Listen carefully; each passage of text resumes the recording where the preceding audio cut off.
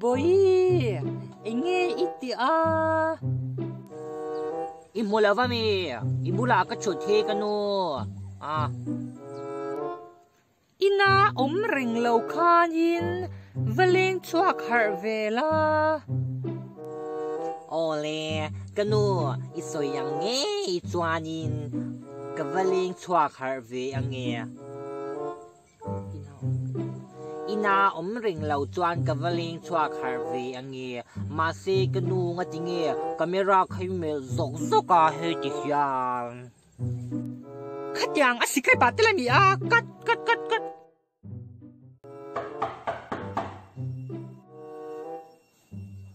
lâu lu dro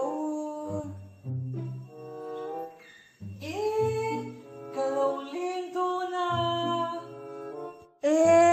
lâu lên rồi thum nghe hang Allah